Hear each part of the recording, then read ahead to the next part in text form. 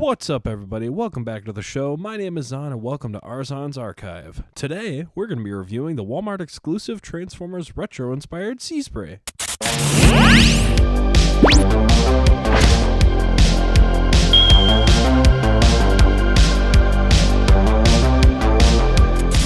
Thanks to a new subline of Transformers that is focusing on making retro-inspired figures based on their original toy designs rather than their cartoon-accurate appearances, collectors can now add some retro-styled flavor to their chug-scaled collection with some new modern posing, showing right up around Christmas time to guilt your childhood nostalgia into buying one. I'm on to you, Hasbro. So far, this subline is mainly focused on the original Minibots, with 3 out of 4 of the figures in this subline have already been released in the style of their cartoon appearances, with Seaspray being the standout of this first wave. And sadly, out of all 4 of them, Bumblebee is the least altered, which is kind of disappointing, especially knowing this line is meant for older fans. It would have been nice to see his classic mouth plate, and it would also give us an opportunity to finally have Red Bumblebee to reference the G1 toy line even further. This has honestly been a figure I've been hoping for since the start of Generation Selects, especially because of his brief moment in the Netflix show. And since we've recently got a figure of Bumper in the Legacy 4-pack, this also gives us an opportunity to finally get Yellow Cliffjumper. So this is basically another way Hasbro can make some extra money, reusing molds they already have and squeeze some extra figures in by wrapping them up in some shiny new retro packaging.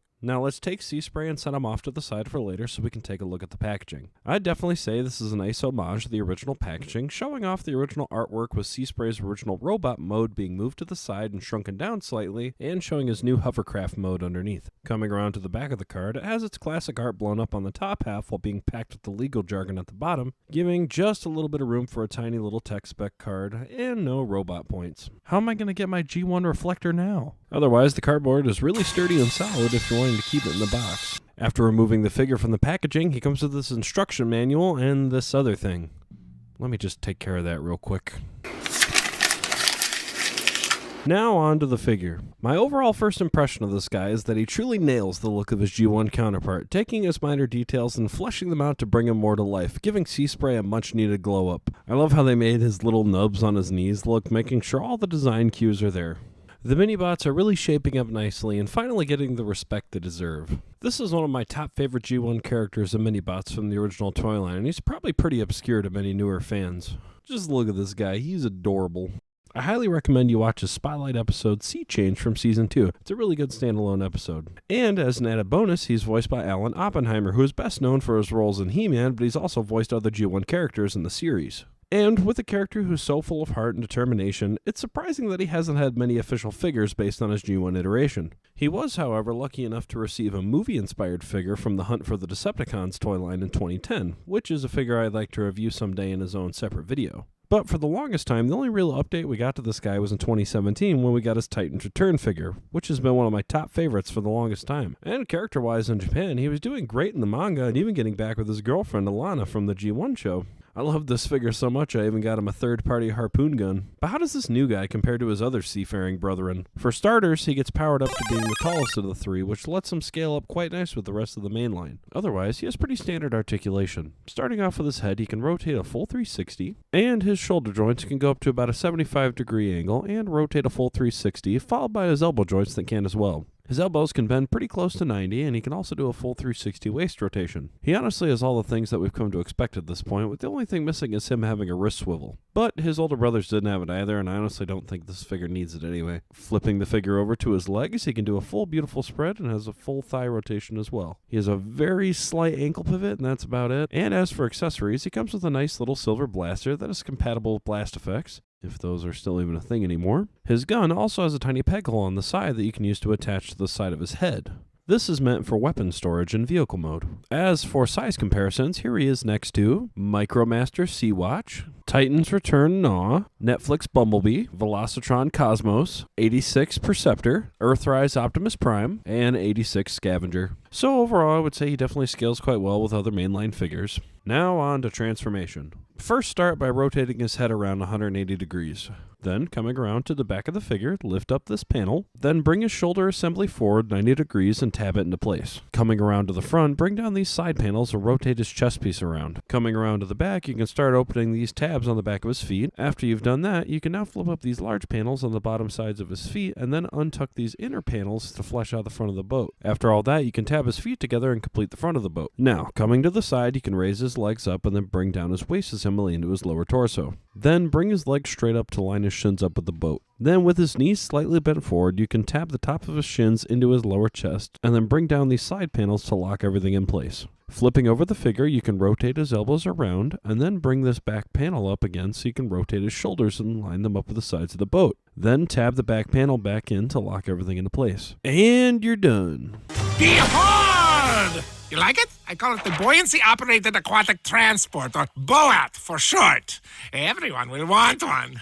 This transformation definitely feels a little awkward at first in hand, but once you get to this mode, he feels solid. With the only real concern I have are the side panels that lock everything on the sides. They work great for transformation, but they fall off pretty easy, so I'd say be careful when handling. Otherwise, this vehicle mode definitely captures the essence of Seaspray. Everything from his little sticker details to his little rotors on the back. With the only real thing that may bother some people is the back end where it looks like it's sticking out too far compared to his other versions. I also really appreciate the Autobot symbol located where the original rub sign used to be on the G1 figure. Now we can stick his blaster on the side and he's ready for battle. And he does also have 5mm ports on the side, so maybe if you wanted to give him some other weapons, he could use them. Now taking a look at him next to his previous molds, you can see a nice gradual evolution, like a Pokemon in his final form. The only thing I wish this figure could do was float in actual water, but not even the G1 could do that. It is kind of weird how he's pretty hollow underneath, but it's not like he's going to be displayed upside down, but if that's what you're into, to each their own, I guess. He doesn't have any wheels or anything underneath like his G1 counterpart, and there's no room for anyone to sit in him like his Titan's Return figure. Otherwise, his rotors on the back can freely spin a full 360, and that's really about it. As for size comparisons, here he is next to Micromaster Sea-Watch, Netflix Bumblebee, Velocitron Cosmos, and Studio Series 86 Perceptor. Now, while making this video, I discovered something, where if you take your Armada Tidal Wave, Seaspray can fit perfectly into the back of it. There's no way this was done on purpose, but it's awesome nonetheless. Surface dweller.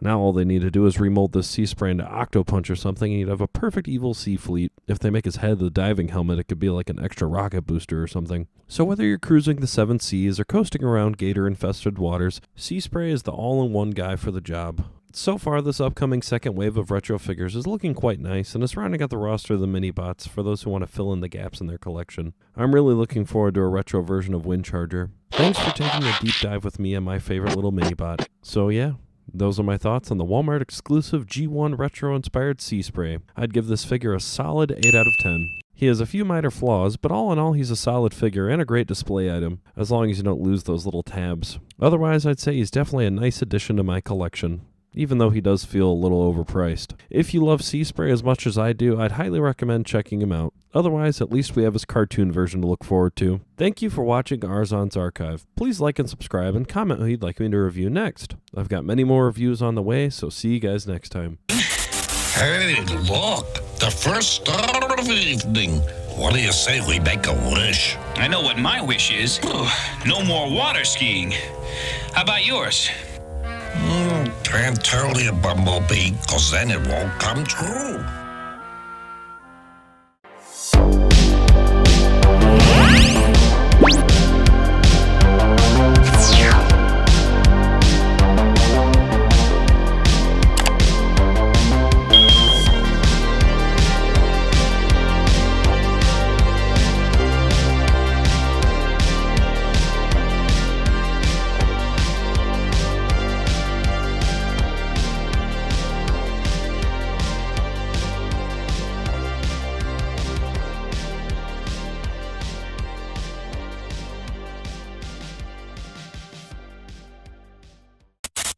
And the Sand Guardian, Guardian of the Sand. Poseidon quivers before him!